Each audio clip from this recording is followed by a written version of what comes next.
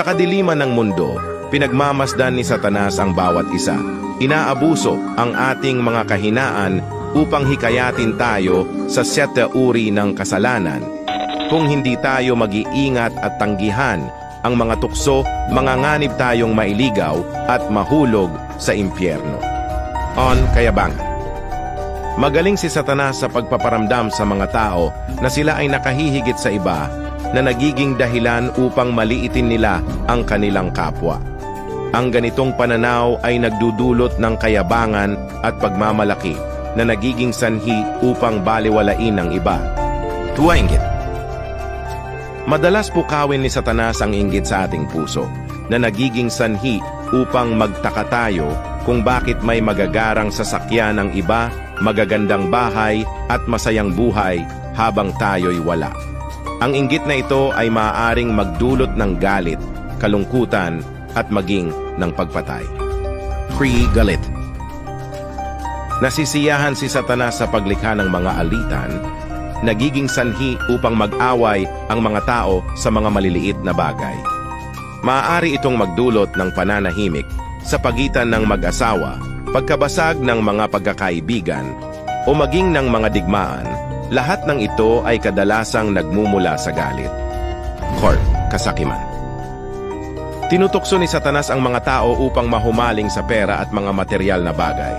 Patuloy nitong ikinikintal ang ideya na ang pera ay ang lahat-lahat, na nagtutulak sa mga tao na walang pagod na hangarin ang kayamanan, mas lalong maging sakim at magtangkang magnakaw o manghold up. Katamaran. Tinutukso din tayo ni Satanas na magpakasawa sa mga makamundong kasiyahan, magpakalulong sa mga cellphone at laro, at iwasan ang mga responsibilidad sa buhay. Nawawala ang interes sa pagdarasal o paglapit sa Diyos, at sa huli ay nahuhulog sa pagkawasak at kawalan ng pag-asa. 6. Kalabisan sa pagkain. Ginagamit ni Satanas ang pagkain upang gawing mapurol ang ating mga pandama. Hinihikayat tayo sa labis na pagkain at pag-inom. Ang kalabisan sa pagkain na ito ay maaaring makasama sa kalusugan at maging sanhi ng kamatayan, dulot ng karamdaman.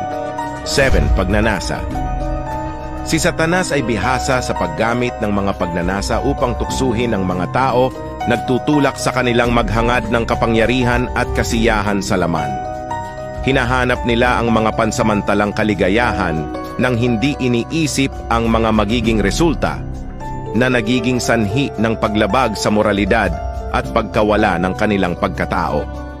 Nahulog ka na ba sa mga kasalanang ito dahil sa mga tukso ni Satanas? Panahon na upang magising. Kung hindi, unti-unti kang dadalhin ni Satanas patungong impyerno.